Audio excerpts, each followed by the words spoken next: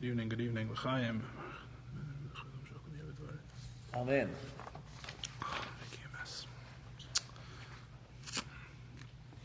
Last week we had an action-packed and contentious class. It was very exciting. But it's good because we're on chapter 2 of the second part of the Tanya, and chapter 2 is all about understanding. So if you're not in Abaishan Loimed, if you're embarrassed to ask questions, you wouldn't learn. So it's good. We're hashing it out. And really, it was my fault. As I mentioned at some point last week, I figured out that it was my fault because I didn't explain it well enough. The truth is that part of the problem is that when you go slowly, later things just a few lines further in the Tanya, which would probably answer a lot of the questions and explain things better, because we're going slowly, piece by piece, so everybody kind of wants everything all at once, as opposed to, and it's not an excuse. Obviously, we have to preempt it and teach it in a way that the questions can be answered. Yeah, but the bottom line is that if you go in depth, it's hard to maintain patience and sort of a ability to take the big picture as it slowly builds. But that notwithstanding, last week was actually, we without all the diversions and everything, last week we basically covered only a couple of fundamental points, right? We explained the basic notion that the world, as God creates it, has no independent reality from godliness. And the mistake of the heretic, a specific type of heretic that we're talking about in this chapter, the min in Hebrew, the mistake of the min or the heretic is that he thinks that when God makes the world, he makes it the same way that a human being, a human artisan makes something. When a human being makes something, they make something yesh mi-yesh, something from something. When God creates the universe, he creates it something from nothing. And although they may sound similar, the only difference being that one comes from nothing and one comes from something, if you actually think about what these words mean, you will see that given the idea that the universe is created by God from nothing, given that idea, then the universe is really entirely dependent on God at every moment. Everything that is in it, and the nature of everything, and the fact that everything exists is utterly dependent on God at every moment. And if God were to cease speaking the universe into existence, it would immediately revert to how it was before the 6 days of creation.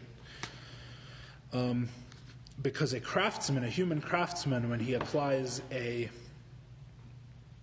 he creates something, all he really does is he's giving it a form, right? Our example is the piece of silver, which he melts down and makes into the form of a menorah or a cup, right? So all the artisan is really doing is bringing out a potential for existence that was already in the silver. And the existence of the silver is assumed. In other words, when a human being goes to create something, it is assumed that there are materials out of which to create it already present. And then all he's going to do is he's going to rearrange those materials, he's going to rearrange those forms and create something new out of them, and give them a new form, which means that the existence aspect of the thing, the existence of the menorah, really rides on or piggybacks on the existence of the block of silver from which he forms it. The block of silver already exists, and therefore he can make a menorah, and the menorah does not require him to continue existing. The reason the menorah does not require him to continue existing is because the block of silver, before he ever arrived, before he was ever born, did not need him to exist. It's the same existence. You just have a piece of silver that exists one way, and the only thing the artisan does is he makes it exist a different way. He adds to it a form. When God creates the universe, that's not the case. When God creates the universe, there is no pre-existing material. And God creates the pre-existing material from nothing. He speaks it into existence in a process that is mysterious and probably not understandable by the human mind. He speaks it in an ultimate sense. He speaks the thing into existence. So there is no prior existence. It has created something from nothing. Therefore, God cannot leave the universe to its own devices and go off walking in the market, go off walking in the shuk, and with the universe continuing to exist, because unlike the silver, the universe does not have a pre-existing an existence which we assume to have been there. It's not like the block of silver which was there before the artisan arrived and he just makes it be in a different way. You can't make nothing be in a different way because nothing has no potential to be anything, right? Nothing has no way of being because it's nothing. It's not a thing, right? Therefore, when God makes nothing into something, where suddenly there is something here, the nature of this something is dependent constantly on God. It is God who is creating it. Really, it is not even really here. All that's really here is the expression of God. And without the expression of God, literally nothing would exist. And we said this is reflected in the fact that the Alter Rebbe says that if God were to stop speaking the universe into existence, it would revert to how it was before it was even created. Retroactive destruction, which meant, ultimately, I'm not going to go through all the steps because it was quite subtle and a difficult idea, but a difficult and lengthy sort of explanation. But ultimately, what does it mean that it is retroactively non-existent, that it is as if it never was at all? It means that even when it is here, its nature is not something that it has to be destroyed from the outside. That was essentially the point. The point is that this thing is not now a thing with an established reality, such that for God to destroy it, he would have to do some action of destruction to revert it into nothingness. The thing itself is only God constantly sustaining it. And therefore, the way that God destroys it is not to do an act of destruction, but simply to cease creating. And it becomes as if the thing never was at all, because even now, when it's here, its existence is not an established existence. Its very existence, by definition, is only the expression of God. And therefore, if he ceases to express himself, this thing is no here. There is no potential for this thing to continue. It is entirely dependent on God. And this is a theme that we'll see recurring. This idea that we're saying here, which we said in a very sort of abstract way, will have a very good metaphor regarding the sun and the ray of the sun in the next chapter. When we get there, God willing. It'll probably be a little while, but that metaphor is actually to explain this same point, but it explains it in a much more tangible way, because it is a physical metaphor from light and the sun and all of that. So this week, God willing, we're actually going to do what I wanted to do last week, which is we're going to move forward a few lines in the Tanya, and we are going to read the Alter Rebbe's example. We're going to read the Alter Rebbe's example of something in the world, more or less, that is a metaphor for God's process of creation. And what we're going to use as our metaphor is the splitting of the sea, the miracle of the splitting of the sea. That is going to be our example. And then I have, obviously, notes and all that, which we'll get to, God willing. So let's just do it inside. It's quite short. The whole chapter is quite short, as you can see in actual text. We are going to be in the English on page 845, second Hebrew line. Page 845 in English.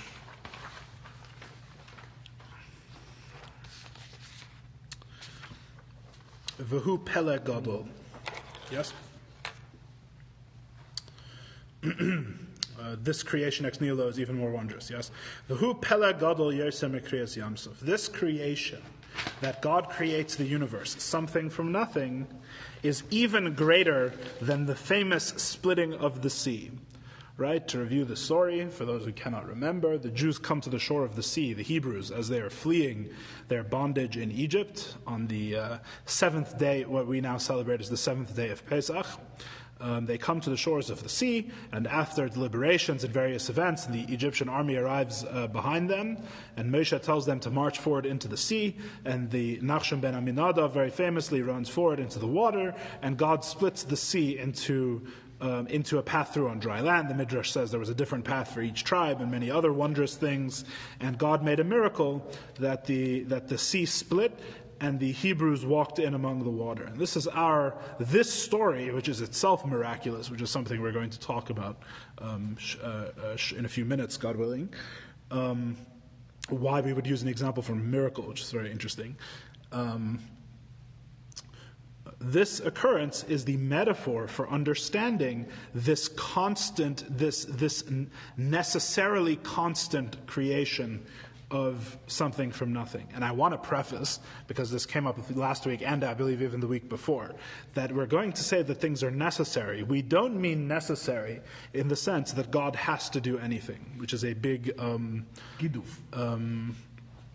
I was going to say it's a big difficulty for people, actually, is what I was going to say. It's a big difficulty in understanding. Absolutely, God can do anything. That is true. That is true according to Chassidus. But that is not the point. When we say necessary, we mean, given the natures of the various things that we are talking about, of the premises, we're basically doing a standard logical argument. Given the premises, this is what follows, right? God has it within His power to make it that this doesn't follow. Right? But that's because God exists beyond the laws of logic and can do anything, right? The whole point here, as you'll recall, as I keep saying, is chapter 2 is about understanding it. So the whole point is that within the laws of logic, within how we understand things, and given their nature, this is what must follow. That is the general idea. As I was trying to say last week, the idea is not that God has to create the world such that it needs Him constantly. God can do anything. God could make a world that does not depend on Him constantly. The reason why we say has to is because, given the idea that God creates the universe, something from nothing, and assuming that that action of creating something from nothing actually has a consistent nature, a consistent and logical nature, that God continues to do that process in the same way, in the way that it is understood, in the way that the words have meaning and that they constantly refer to the same thing, etc., given that, it must be that the world is not independent from God, but rather usually dependent on Him. That is what the Alter Rebbe is explaining. And the Alter Rebbe would be the first one to grant that if God gets involved and wants to do something different, He can make the words mean different things, He could make the actions mean different things, He could leave everything the same and it would still turn out different. It doesn't matter, God can do anything. But that is not what we are not assessing God's power. We are assessing what it is that God does, right, within a logical framework. And if you ask the question, well, how can we insist on a logical framework? In other words, we can insist on a logical framework in order that we should be able to understand. But how can we say that that's actually true and that's actually the way God does it? That's a very interesting question, and we're going to answer that shortly. Okay? Again, the question is, it's all well and good to understand as best as possible, right? But the point is not just to understand things that don't happen. The point is that we're trying to understand how it is that God actually creates the world. In which case, how can we say that the way God does it is logical, right? Because that is essentially what we're saying. We're saying God creates the universe something from nothing. He does it in a way that is understandable by the human mind. And you can, not the essential act, that's not what I'm saying. What I'm saying is that He does it in a consistent fashion, some aspects of which can be understood. For example, the idea that something from nothing actually means preceded by no matter, unlike human creation, as I was just explaining, for example, right? Which is what the term something from nothing means. Right? Granted that we understand something about the creation, something from nothing, right? Therefore, this idea of God's unity with the world must follow. And the whole, so that is what we are trying to understand. And if the question is, well, how can we say God does it in a way that's understandable, even in this slight way, even at the edges? The answer to that question is actually going to be coming up shortly. God willing, we're going to get to that tonight. Okay. So let's read. So this creation is even more wondrous than the splitting of the sea. What did Hashem do? We're going to analyze the Alter Rebbe's words closely here. Shehelech Hashem es hayam. God literally walked back the sea is the literal translation. He translates God drove back the sea. That works just as well. Beruach kadim aza kol halayla. With a powerful eastern wind from the east blowing the entire night, which is as the Chumash describes it. There's a wind that blew the entire night. The yivku amayim, and the waters split. The natzvu kameid ukechema, and they stood as a naid and a chema, which are two different words for wall. Correct, Ronnie? The ilu hifsek Hashem es haruach, and if God had ceased to cause the wind to blow, Kerega, immediately, hayu hamayim chezrim v'nigarim b'mered kedarkam v'tivam. The waters would have returned to flow and descend as is their way and nature. V'loi kamu kechema bli safek, and not stood without any doubt. Okay, that's as far as I want to go right now. So again, what's the metaphor? The metaphor is as follows. God causes the wind to blow and split the sea. From the east. Yes. We're going to get to the wind is interesting. We're going to get to the wind also. There's more details about that. It's very interesting. This metaphor, as it turns out, the Alter Rebbe could have crafted this metaphor in his wording several different ways, but he crafted it in a specific way to make a specific point, as we're going to examine. Just these few words from the Alter Rebbe. Basically, what does he say, though? I'm just saying at the basic level. God causes the wind to blow and splits the sea. If God were to cease the wind blowing for even a moment, the sea would have certainly returned to flow and collapse, as it in fact did afterwards upon the Egyptians. Right? So therefore, what is the metaphor? We have God's constant power of creation, which is the wind in the metaphor. We have the appearance of the creation, which is here, the water standing like a wall. Not the water itself, which is also something we're going to get to. Not the water, but the standingness like a wall of the water is the universe, is the world in the metaphor. And if God were to cease the wind from blowing, if he were to cease speaking the world into existence, remove his divine power, which is holding the world in existence, the world would immediately revert back to nothing, just as the walls of water would come down and the water would flow again. This is the metaphor. So what is nothing in the metaphor? When we say God creates something from nothing, what is the nothingness in the metaphor, right? Because as you realize, any physical metaphor, even when it's a miracle happening in the physical reality, is not going to be creating something from nothing.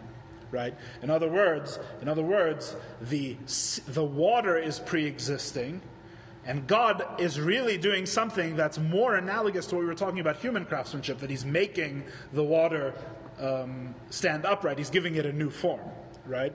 What's the difference between God making the water stand upright and the silversmith? Is obviously that silver has the potential to be a menorah, but water does not have the potential to stand as a wall in any normal sense, which is the point. So the nothing here, which in physical reality, again, it must be underlined, there is no such thing as nothing. Right? We don't have a nothing from which to create something from nothing. So the nothing here in the physical metaphor, which is a metaphor helping us to understand a little bit what God does, the nothing is actually the regular nature of water to flow and be affected by gravity in its liquid form in the regular way. Is the nothing. The nothing from which God is creating something is the regular nature of the water.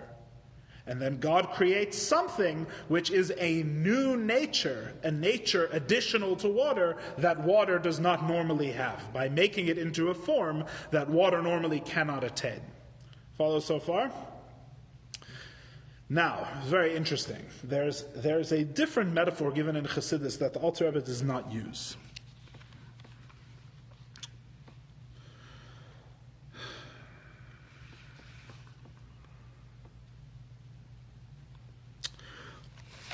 Second here, sorry.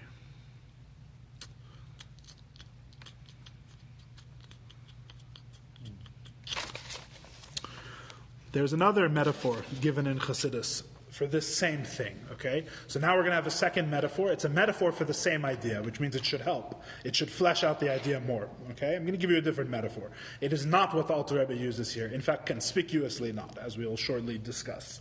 There's another metaphor in Chassidus for the constant creation of God.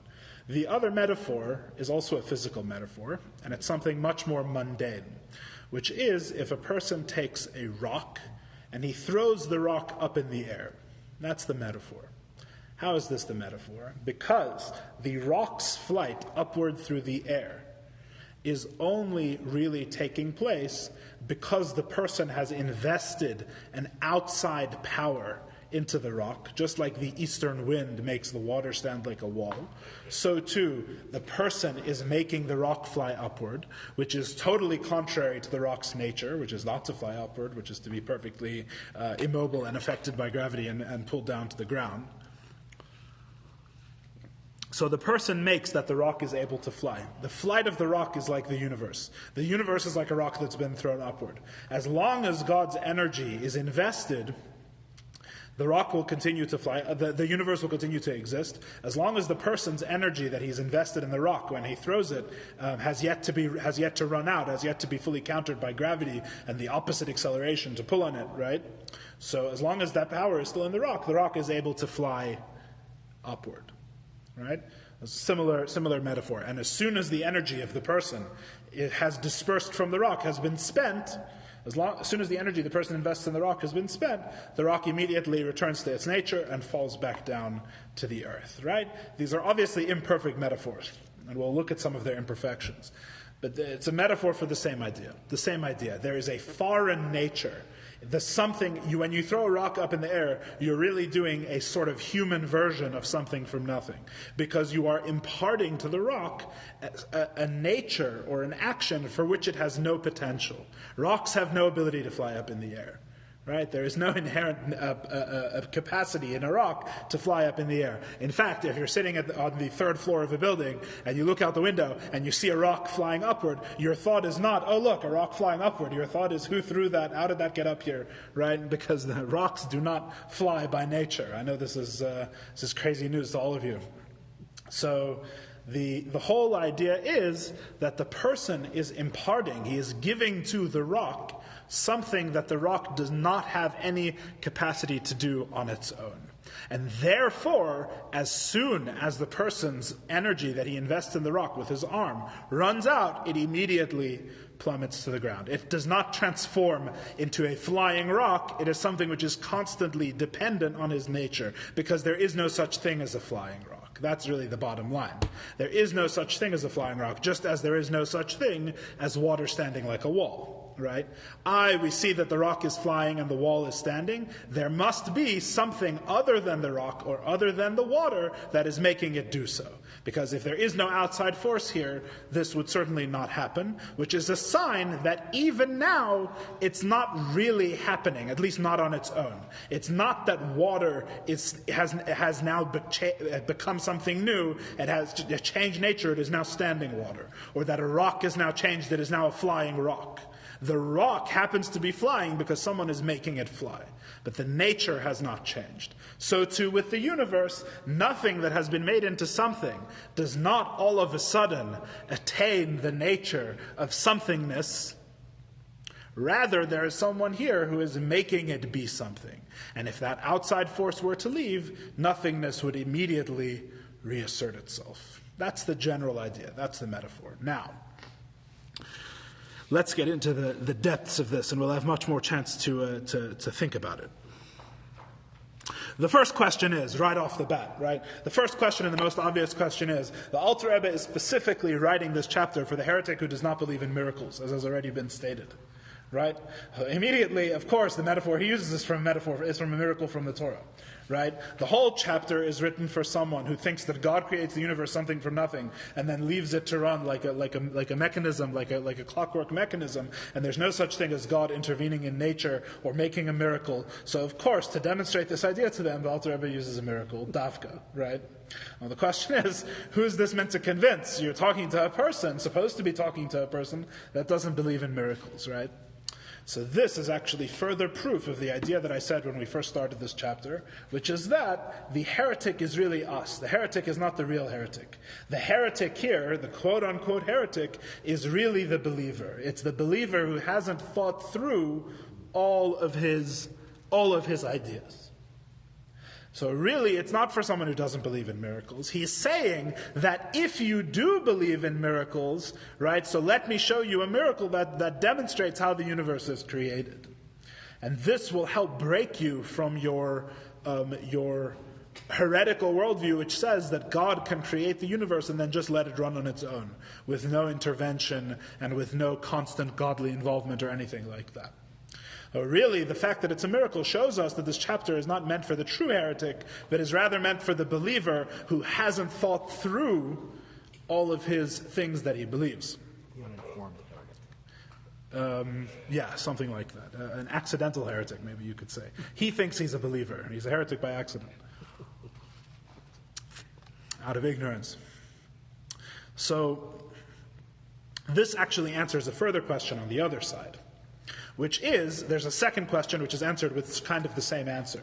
And the second question is, if there is, Kil and I were discussing this on Shabbos, I think 2 weeks ago, if there is a metaphor the Alter Rebbe could have used, and that the Alter Rebbe's successors use, and that's used elsewhere in Chassidus, from a rock that's thrown into the air, right? Why would the Alter Rebbe specifically decide to use a one-time miraculous event in history that the vast majority of people have never witnessed, right? In other words, if you're trying to demonstrate or even to explain something, right, you want to use a metaphor that is easily accessible and easily understood. Right? You want to use something that's within most people's experience. But if you say, if you use the metaphor of a rock thrown into the air, the students in the class can literally go after the class, or maybe during if they're disruptive, and take a rock and throw it in the air and see for themselves the metaphor. It's very hands-on experiential education. Very trendy, very good. It'll help people understand the idea of Achdus Hashem much better, the unity of God with the world. Instead, the Alter Rebbe chooses to use a metaphor from something that the vast majority of people never saw. It's recorded in the Chumash. It's a miracle that's recorded in the Torah, but we never saw such a thing. Why would you use a one-time occurrence? And really, there's two answers to this question. And both answers really show that this chapter is for the accidental heretic, not the intentional one. It's for the believer who hasn't thought through his ideas. There's two answers to the question, why use this distant one-time occurrence in history rather than a common metaphor that every student of the Tanya could test for themselves? There's two answers. The first answer is really to prevent the discussion that we had last week, ironically. The first answer is that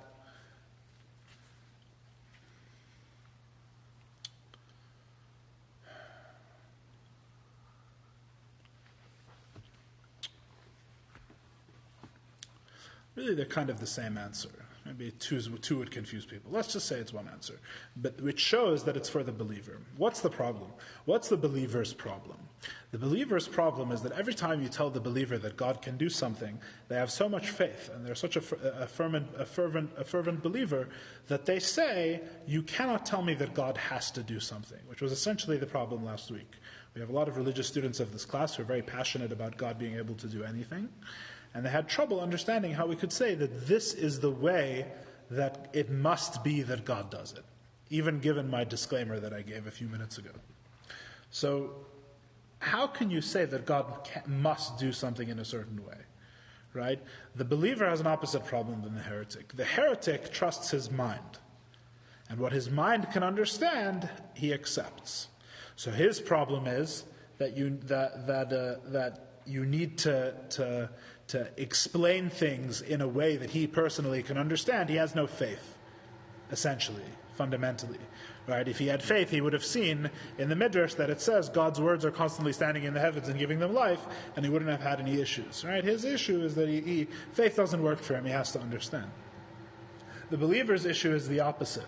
The believer's issue, or the problem that a believer could fall into, is that they have so much faith that they actually say that no understanding is possible at all. Again, they have so much faith that they say no understanding is possible at all. In other words, you're telling me that God has to create the universe this way. God can do anything. I have perfect faith in a God that can do anything. How can you tell me that this is the way that it has to be? Maybe because God can do anything, he could create a universe that's separate from him and doesn't need him. Right? As I said before. Now, as I said before, I recall what I said a few minutes ago. Right? So the answer is, we're not talking about what God can do. We're talking about, given the nature of things, as we understand them, this is the logical conclusion. This is what must be true.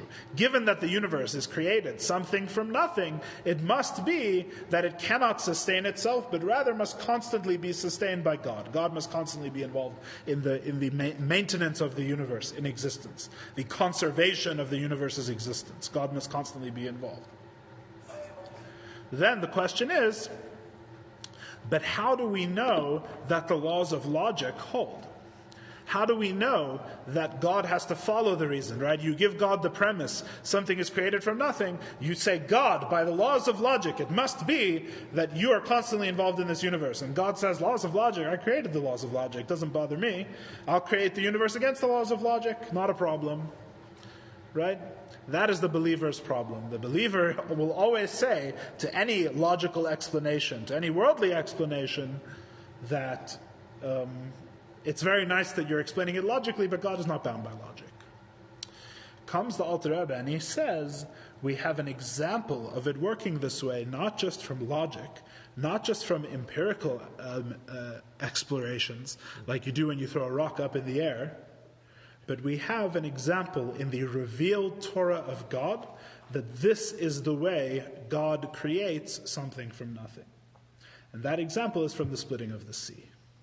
Granted, it is not the absolute something from nothing. The Alter Rebbe is going to say that it's a kal v'chomer. If it works this way for the splitting of the sea, all the more so it must work this way. There's even more reason to believe it works this way for the universe. But the bottom line is, what is the foundation of the argument? The foundation of the argument is not really in reason. The foundation is in faith. The Alter Rebbe is essentially saying, you're right. We cannot say, based on logic or observation alone, that this is the way that God must do it. God is not bound by those musts. The only way we can really know that God does something in a certain way is if God tells us himself. And therefore the Alter Rebbe says, here's my example from the Chumash. Here's my example from a miracle. God told us himself that this is how he creates something from nothing.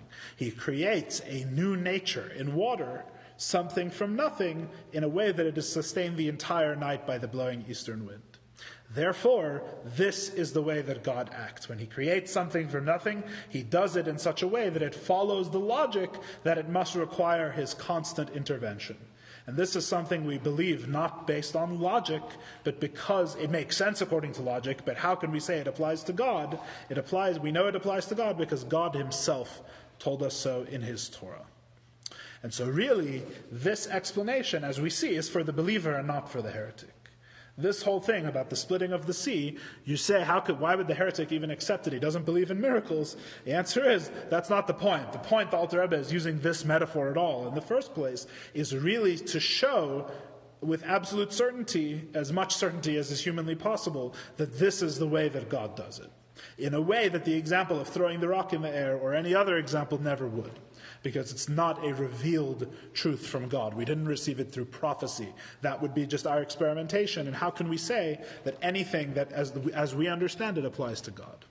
So this applies to God because the Torah says it, not because we understand it. And that's why the example has to be an example from Torah.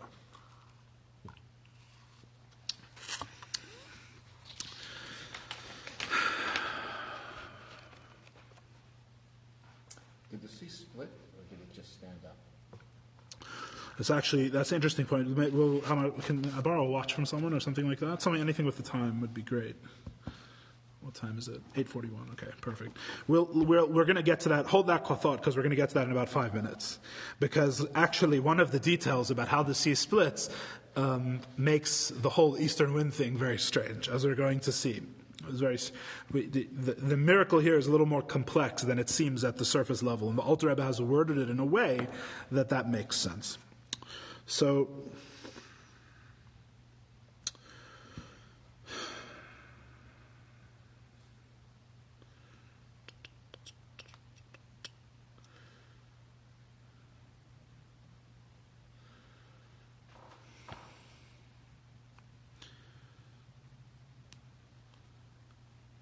before you go on,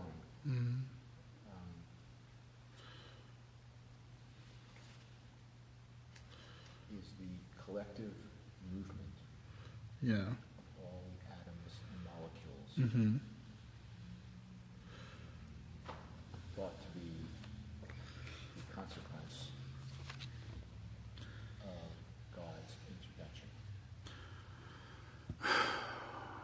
It depends what you mean. Things have a constant nature according to Judaism. So in one sense, no. But in every other sense, yes. In other words, everything has a nature to move according to... There are such things as laws of nature according to Judaism. In other words, things have inherent essences. And Adam does have a list of behaviors, just as science would say, that if such a stimulus takes place, it will do such and such. And such examples abound in halacha and Judaism, and particularly in Jewish law. It's obvious that the Torah views things as having natures and essences. However, the nature and the existence of the thing are both, well, they are both at the very least constantly maintained in existence by God. And since the nature is purely dependent on God, the nature is very easily abrogated by God when He wishes, which is what we would normally call a miracle. There's many types of miracles and other details in that, but that's the general idea. The breaking of the laws of nature, right? Which for God, the laws of nature are also constantly created by Him, right? In fact, according to this, the real question is, why do we need miracles at all? Because nature itself is constantly from God, right, in a way that a person can even understand. So why do we need miracles, so to speak, overt demonstrations that God... Because it's not as if the universe is running on its own and then the Jews end up about to drown and God says, oh no, it's messed up, the mechanism isn't working correctly, let me go and split the sea, right? It's the opposite. The Jews, the sea, the Egyptians are all created constantly by God exactly in the way that He desires. So it's not like something is messed up here, right? God, if God wished, the nature of the world could have been made in such a way that they would have had no such issue, right? There could be not a sea there, or whatever you want, the sea, they would have all been very good swimmers. I don't know, anything's possible. But the point is that God does make a miracle. He arranged it to work in such a way that it should be a miracle, that there should be the laws of nature, and then the laws of the nature are broken for whatever reason. It's not really the topic of our class. But so the nature, everything has a nature, but that nature is entirely dependent on God at every moment. Okay, let's focus on the Alter Rebbe's language here. Well, it leads to a narrative. What do you mean? At that time in human history, yeah, it wouldn't have made sense to send a rocket ship in. Right. It had to be something that people could understand. Yeah. And talk about. True, and an unusual demonstration of God's power. For whatever reason, from above nature, right? It's all topic. It's very interesting. The idea of miracles in Judaism. There's probably a fancy word for it. Miracleology in Judaism. Very interesting. Let's focus on the Alter Rebbe's language. The Alter Rebbe says like this. This is. I'm going to try and do this the way Rabbi Yoel does it, and we'll see how it works out. Last class didn't work out for me so well. There's only one Rabbi Yoel, is what I'm learning. So, which I should have known before. I knew before, but I'm seeing the demonstration. I had it on faith before, and now I'm reading chapter 2 and seeing the logical demonstration. Right? Anyway, the Alter Rebbe says Kaneid u'kechema. Very interesting. He says the wall was held up. There's two words for wall. It's 4 lines down in 845. We read it already. The natzvu k'maynedu k'chem. He translated, but stood upright as a wall. But really, in the Hebrew, there's two words for wall, which is untranslatable. He made it stand like a wall and a wall. It would be the literal translation. Like a wall and like a wall. Why the double language does the Alter Rebbe bring? Not necessary. The Alter Rebbe does not need to bring both words. Why are both words here? Why two words for wall? There's a difference between them. Well, yes, obviously, there is a difference between them. It's like this. There's two languages for wall because really the miracle happens in two stages, is really the bottom line. There's two words for wall. It's a kanedu kechema because the miracle happens in two stages at the sea. The two stages are the wind blows and holds up the water like a wall. The second stage is that the nature of the water changes such that it is actually acquiring for that time, as long as God is making it so, the nature to stand like a wall. Again, it's very subtle, because if you remember about 10 minutes ago, I told you that God does not make standing water, which is true. God does not make standing water. He makes that the water should be standing water constantly while the wind is blowing. So there's two different halves here. There's the wind actually holding it up as a physical process. Then God actually changed the nature of the water such that it should actually stand like a wall. That's Kaned. It doesn't need the wind in the time. 1 second. That's the Kaned and that's the Kechema. So you have the Kaned means it stands with the wind, and the Kechema means that the nature of the water changes. Why do there need to be both? Right? Let's try and explain this, probably with our remaining time in our class. Why do there have to be both? Why does there have to be a wind and the nature of the water change?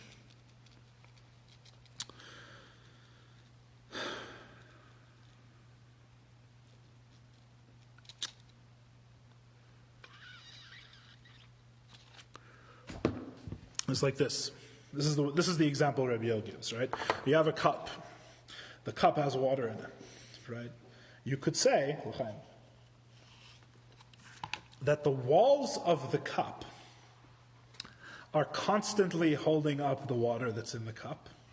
And if the walls of the cup were to be breached, if they were to be broken, even for a second, the water would revert to flowing as it naturally does. Why isn't this the Alter Rebbe's example? Right? You have a cup. Well, I mean, the splitting of the sea. You have a cup. The cup constantly holds the water in. If the walls were to be broken, the water would flow freely. Why isn't this the Alter Rebbe's example? Someone tell me. I've given you all the information that you need to know why this isn't the example. Why isn't this the example? No cheating. Why isn't this the example? You have the Sefer, yeah? The cup is created from... No. The wind was also created, you could say, right? Because this is the nature of the cup, the way it was created. No, it's the nature of the wind to blow water up, maybe you could say. It's not in the cup, it's in the water. It's in the water. The reason why it's in the water. What's the difference? The difference is that the cup does not change the nature of the water. Again, what's the metaphor? The whole metaphor here, the whole thing we're trying to say here, is that God makes a miracle. God makes a miracle that the sea should split, right? He makes a miracle that the sea should split, and He makes something new. It's like creation, something from nothing. What does He make? He makes the standingness like a wall of the water. That's what's standing in here for the universe. Again, the universe in the metaphor, the thing that is constantly being created from nothing, is the standingness like a wall of the water. That's what God is creating in the metaphor, with the miracle, that the water should stand. In the example of the cup, if you use the example of the cup, right, is there a standingness of the water that is created by the cup? And the answer is no. There is no standingness of the water that's created by the cup. The cup is flowing. The cup is flowing just like the sea flows, right? The only difference is there happens to be something in the way. The cup happens to be in the way, so it doesn't flow all over the table. It flows and sits naturally, according to its nature, in this container, right? That's not the metaphor. The metaphor is not that the water maintains its nature and all God does is He puts it in the form of a wall, right? That would be a metaphor more like the silversmith, right? The water has the same nature, right? It's what we're really saying is that in a way water does have potential to stand like a wall. If you imagine the water is held in by a vessel that's shaping it into a wall, right? Like there was a proposal at one time, I believe even in this synagogue, if I'm not mistaken, that you should make a mechitza like a waterfall, right? Very fancy mechitza. You have a glass mechitza in the shul, and you have water running between the panes, which sort of smudges the view. You can't see through it, right? It would be a very beautiful, like an art installation mechitza you could make, right? So in such a mechitza, when the water is held between two walls, right, you could say, aha, it's like creation, something from nothing. right? And the obvious answer is there's nothing being created here. The whole metaphor of the splitting of the sea is that something is added to the water from nothing, which means the water has no potential to do something and is only doing it as imposed by an outside force, right? Just like the flying of the rock. The rock cannot fly. It is only if a person throws it that the rock is able to fly, so to speak. In other words, the flight of the rock is entirely due to an external imposition on the rock. So to the splitting of the sea, the water is only standing because of external imposition from God. Right? Comes along someone and asks, what do you mean? Water sits in a cup only because of the external imposition of the cup. And the answer is that's not really true. That's not really true. The water's nature is to flow, and the nature has not been changed at all by putting it in the cup. Right? So the difference between the cup and the splitting of the sea is that in the cup the water is still flowing, but something is in the way. At the splitting of the sea there is an actual chidush, which is why this is the metaphor. There is an actual innovation. There is actually something new added to the very nature of the water, which is that God makes it stand like a wall. So really there's two halves to the miracle. There is the wind that is blowing. But if it was only the wind that was blowing, you would say that the creation of the universe, for which this is a metaphor, is not really something from nothing. You would say it's something from something. There was a prior nature. Just like water has a nature that if you put it in a vessel or between two things or shape it in a certain way, you could make it stand like a wall if you had something in the way, even as it was flowing. So too, when God creates the universe, maybe there is a potential in nothing to be something, and God is only bringing out that potential. So to speak, He's forming it into a new universe. Says the Alter Rebbe, no, that's not the nature of the miracle of the splitting of the sea. That's not the metaphor. That's not the metaphor. The metaphor that we learn in Chumash is kenedu kechema.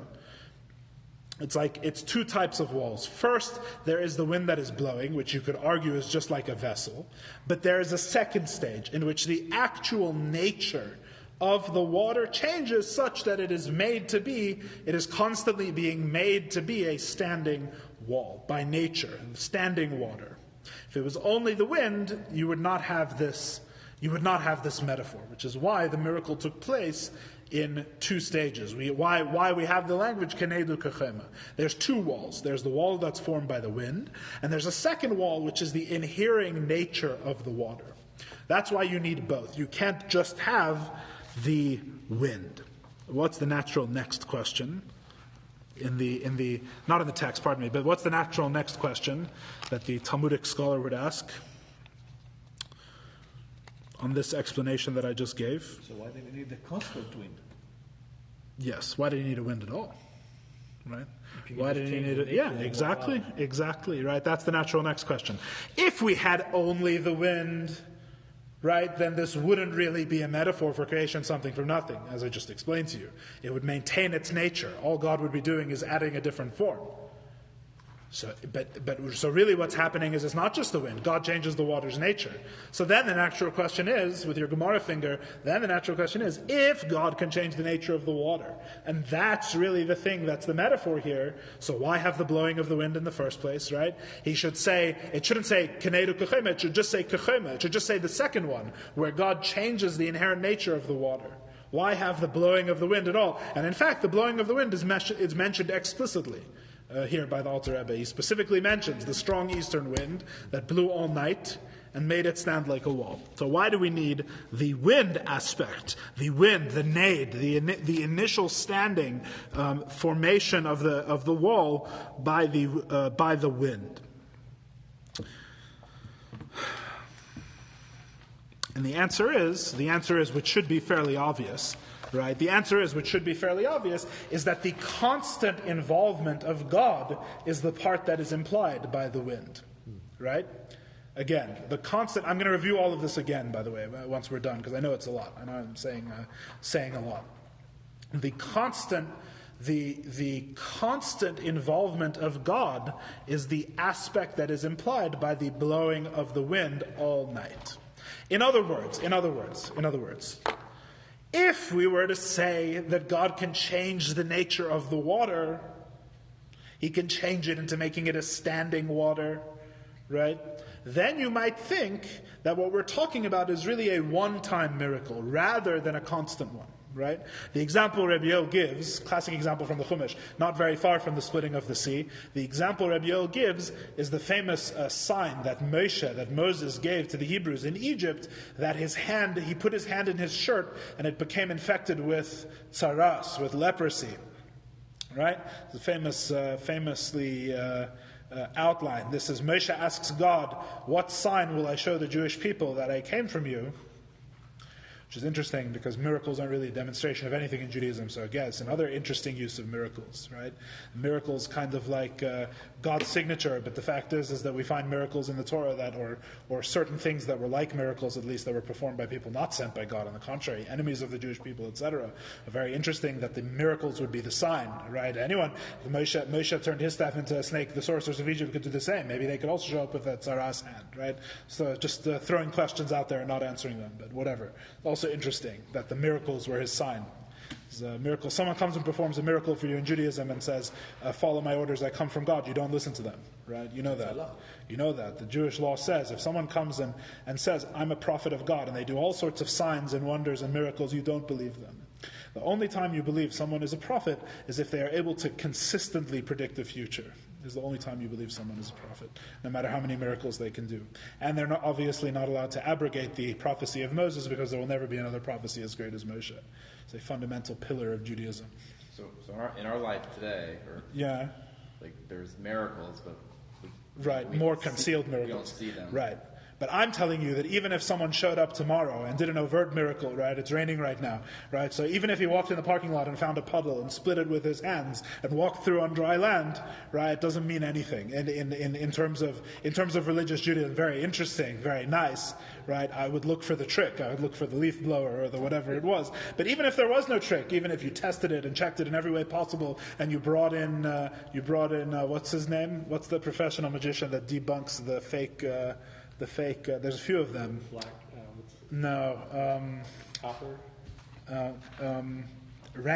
James Randi, I think is his name. Anyway, you bring in one of these like professional magicians who their whole job is like they debunk all these spiritualists and people who claim to have magic powers and all these things. And even he can't figure it out, right? If that guy tells you, by the way, God told me that you're allowed to eat cheeseburgers now, that is a false prophet. Right?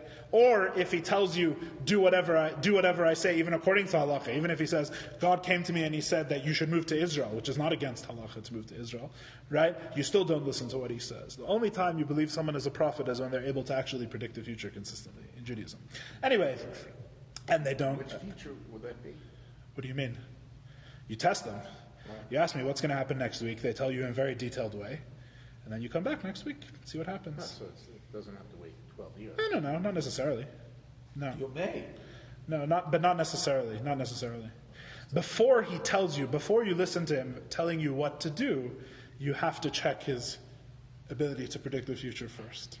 That's the test in Judaism. And they're not allowed to violate any of the laws that are given through Moshe in the Torah. Plus, there's no nevuah today. Sorry? There's no nevuah today. No, nevuah seems to have it's complicated issue. But it's not. Well, in other words, the point is that it's not fundamentally that there can't be nevuah. That's not the point, right? Obviously, you'd be very silly to think that there's just prophets running around and no one's noticed them. But there's no fundamental reason why there can't be prophets, right? And that's the test for them. Anyway, we got way far afield. What was I even saying? Again, someone have the time? We'll probably finish with this. 9:01.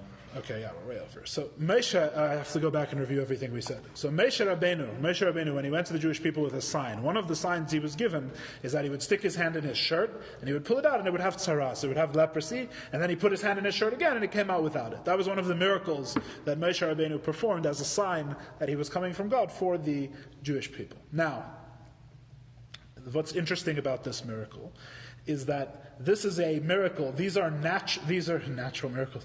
These are miracles that do not require God's constant involvement, so to speak. It would seem anyway, yes. These are miracles that it's not there within nature, but it's that the miraculous part is the transformation from one state to the other, not maintaining the state in the middle. In other words, when Moshe puts his hand in his shirt and it comes out with leprosy, that's a miracle, because how did his hand instantly become infected with leprosy? But the question is, with saras, I should say, which is not leprosy, different disease, but whatever it is. The miracle is that it happened in the first place, but it is not miraculous to have a hand with saras on it. Right? It's not a miracle to have a skin disease on your hand. Right? A skin disease is very natural and persists over time without anyone helping it. Aside from the fact that God constantly creates the world, etc. But given the regular laws of nature, this thing would tend to carry on. In other words, the having tsaras in your hand is like the water flowing in the sea or a river, or like the rock sitting on the ground. It's not like the flying rock or the splitting of the sea. Having tsaras on your hand. The only miracle is that God made it from one state to the other instantly, right? And what's the proof? Because there was a separate miracle when Moshe put his hand back in his shirt and took it out, and it didn't have tsaras anymore. Separate miracle. It was a miracle to make it, and it was a miracle to unmake it, and in between, it was natural, right? Now, if God, at the splitting of the sea, did not have a blowing east wind, right, did not have a sign of his constant involvement in the miracle, and, as we said before, God could actually change the nature of the water so that it became standing water for a moment, for a certain amount of time, and he constantly he made it into standing water. You might think that God making the sea split was like Moshe Rabbeinu changing his hand into tsaras, that he changed the nature of the water one time, and then at the end of the miracle, when it was over, he changed the nature again, and the water flowed naturally. That it was two separate miracles, and what was in between was natural, right? Comes the pasuk and comes the chumash and tells us Kanedu kechema, that there was a strong wind that blew all night, and that was also part of the miracle. The wind was indicating God's constant involvement in the miracle. So again, to have the splitting, here's the summary of the second half of our class tonight. To have the splitting of the sea, it's a weird way of phrasing it. The reason why the Alter Rebbe uses the splitting of the sea as the metaphor for the constant creation of the universe is because the splitting of the sea has both of these aspects, has two things that are true about it. When God split the sea, he made it into a neid and a chema. There were two types of wall. There were two aspects to this wall. And both of these aspects are necessary to have this be a good metaphor for the creation of the universe from nothing. Both aspects are necessary. The first aspect is that the actual nature of the water changes. Because if the actual nature of the water doesn't change, this is not like something from nothing, it's like something from something. It's like putting water in a cup. The nature of the water remains the same. God is not really adding anything fundamentally to the water that the water couldn't do already. So when people try to explain it, like the splitting the sea with science, they say, hey, it was tides going in and out. Yeah, it was a miraculous typhoon, right, when the Jews needed it. Yeah, I know. So that doesn't account for the standing wall. No, it doesn't account for anything in the story, really. But the fundamental, it makes people happy to get at least some sort of possibility of it happening within nature for some reason. Some people have a certain block when it comes to miracles, as the second chapter of Tanya acknowledges.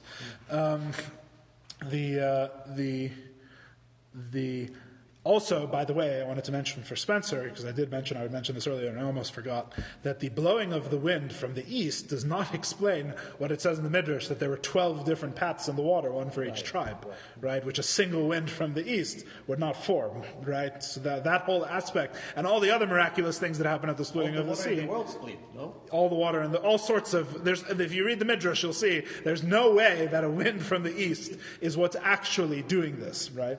So why have the wind? Because the wind was God's demonstration that he was constantly involved in doing this, right? That is why the wind is mentioned. That is why the wind was there, because the wind was showing that God did not just do this once.